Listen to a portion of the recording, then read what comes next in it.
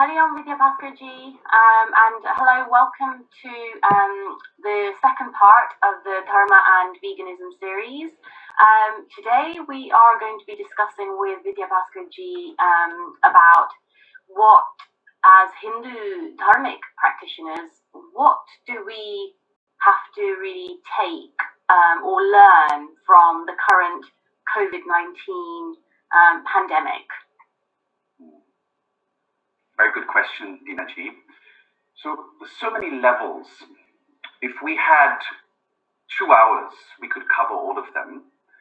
However, we don't have that much time. Therefore, let me cover 3. Yes, is that all right? The first level is this.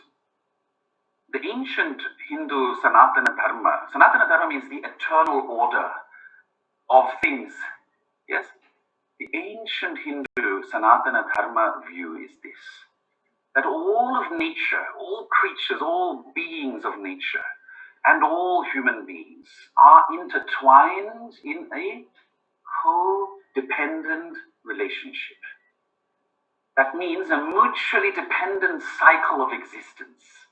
This is called either sahabhava, which means codependent existence, or it can also be called the pravartitam chakram, a wheel that has been set in motion.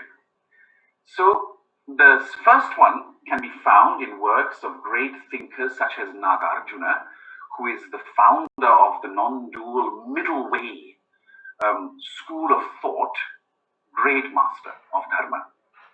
The second view, the pravartitam chakram, a wheel that is set in motion, a wheel where different beings all across all the different planes of existence are interdependent. Parasparam bhavayantah shreyah paramavapsyata. Krishna says that honoring each other, all the different beings, the divine beings, the subtle beings, or now all beings in the world, all the beings of nature should honor each other, and thus they attain happiness together. You see? These are the two views. That's the view of Krishna. The first one is the view of Nagarjuna. This is the view that pervades Dharma. Thus, Dinaji, from this view, what do you think is happening when nature strikes back at humans for their brutality, for their incredible audacity to kill billions of animals every day, not every week, every day, Dinaji. There is a counter in the internet that counts how many beings, how many animals are killed every second. Anybody who has some respect for animals will open that counter and understand what human beings are doing to nature as we speak. It is outrageous and incredible. Do you see this? Therefore, Dinaji, to use the view of Sanatana Dharma, nature is fighting back. We are reaping the fruits of our actions. That is called hetu phala or karma phala. The fruit of karma is right now, as we speak, experienced by human beings across the world. And anybody who understands Hinduism or Buddhism or Jainism will tell human beings, we told you so. This is what happens when you mistreat animals and nature. When people in China, I have great love for the Chinese. I have many Chinese friends, and I bow down with love to my Chinese friends. But when you do that in the wet markets of Wuhan, what do you think will happen? You will have a coronavirus that will be transmitted at some point to humans. It is your fault that this is happening across the world, and we told you so. It is written in the scriptures of Hinduism. It is written in the scriptures of Buddhism that when you do this in the future, this will be the result. It is written, Dinaji. And anybody who knows these scriptures will tell people across the world, we told you so. Stop mistreating Mother Nature. Stop harming animals. Become vegetarians and vegans. Stop the nonsense. And you will finally have the solution to what? Climate change? Global pandemics will never happen. Because you will not have flus coming from chickens or from bats and being transmitted to humans. You will not have illnesses like HIV, which, if you know the history of it, was transmitted from certain animals in... I'm not going to go into the details. You know the details. Dinaji, you will not have all this if you follow Hinduism properly, if you follow Buddhism properly as it was taught in the original text. If you follow Jainism properly, you won't have all this. You will have a quiet, a world full of silent, gentle, loving human beings who do not even pluck a fruit from a tree because it hurts the tree, like the Buddha said. Dinaji, do you understand what Dharma and COVID means? This is the first explanation. Second explanation. Look, in the view of Hindu Dharma, we are living in an age called Kali Yuga. Not Kali Yuga as people think it means. It is not the era of Kali. Kali is our mother. Kali does not harm people as people think. This is the era of Kali. Kali Purusha is a completely different notion. It has nothing to do with Kali. Everyone listening to this, please understand. Kali Yuga is with a short up, not Kali Yuga. Stop associating Kali Yuga with Kali. There is no connection, okay? It is the Kali Yuga, the era of Kali Purusha. Kali means deterioration. It is a time when human minds and human emotions bring out the worst in humans. That is called Kali Yuga. All right? It is the era when people across the world mistreat animals, as we just said. It is the era when people across the world are just full of emotions like hatred, anger, vengeance, terrorism, harming people for no reason. That is Kali Yuga. It is the era when women are mistreated. The scriptures say, Yatra naryastu pujyante ramante tatra devata. Yatra naryo na pujyante sarvas tatra phalah kriyah. Where women are worshipped, venerated and respected, there the gods rejoice and are delighted.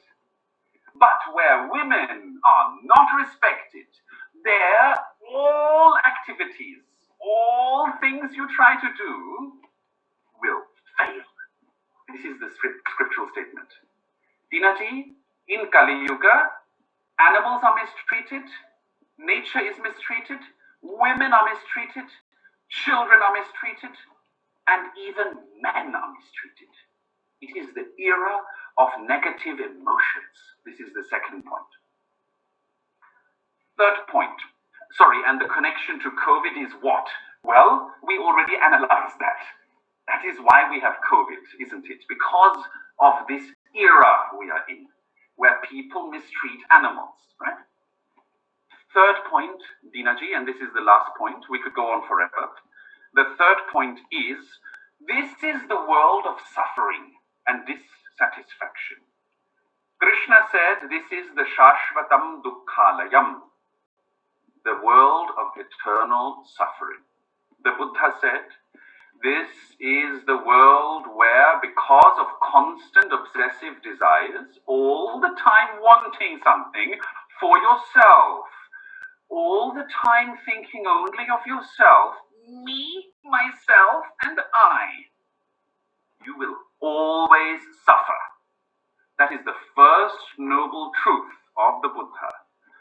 This is the world of suffering. In this world, you will always suffer. You will always suffer. There will be always some suffering and some discontentment and some impermanence, and something will cause you to be dissatisfied and to suffer. Therefore, when we experience suffering like COVID, Dharma means to understand, oh my goodness, the Buddha was right.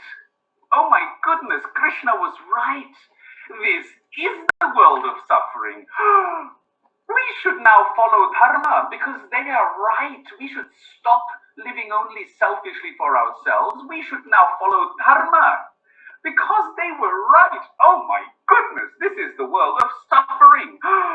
I need to become liberated from this suffering because if Krishna and Buddha are right, this is not the only time this is going to happen. I'm going to be reborn again. And that means I need to undergo all this again. And oh my goodness, it's the teachings of Krishna and Buddha which actually help us even to come out of suffering during this life. Through meditation, through compassion meditation, through a life of compassion. Because compassion is inherently joyful. As you know, Dinaji, isn't it? When we have genuine compassion for others, there is an inherent joy in that compassion. And we wake up in the morning with joy and energy. Not, oh, another day. I need to wake up again. I just want to stay in bed. Do you see that? No one in Dharma thinks like this. We wake up with energy and happiness to serve others, to serve our family, and to serve society. This is the meaning of Dharma in the era of COVID. Thank you so much, Vidhyabhaskarji, for that explanation. You've so succinctly reminded us viewers about the beautiful teachings of Dharma, and if we actually embrace these teachings wholeheartedly, mind, body, and soul, then we will not outwardly be looking at harming any being. And you know, to remind viewers, of course, the sort of the preface of this discussion is that there is scientific evidence out there that actually suggests that COVID-19 has come from the wet markets of Wuhan, has come from bats or the pangolin and the consumption of these animals. But let us not forget mad cow disease. Let us not forget swine flu. Let us not forget where HIV comes from. Let us not forget Ebola. Bird flu. You know, so many of these pandemics that we have witnessed in the past and are currently witnessing stem from the misuse, the abuse of animals and of Mother Nature, and the message is so loud and clear that, you know, if we don't want to experience a pandemic such as this again, and if we really truly want to embrace our true dharmic nature, then in this day and age, it really the natural approach to this would be to consider going vegan. It's just such a no-brainer to me. And that would solve the whole climate crisis. It really would. That's a whole different discussion. That is. Solve everything. That's for another part. But thank you so much, Vidhyabhaskarji, for this part. Thank you. And for the viewers watching this, please, if you have any questions, you can always make comments down below on the YouTube channel. Subscribe to the channel, Spiritually Vegan. And until next time, we look forward to sharing with you part 3. Namaste and Hari Om, everyone. And Vidhyabhaskarji, Hari Om.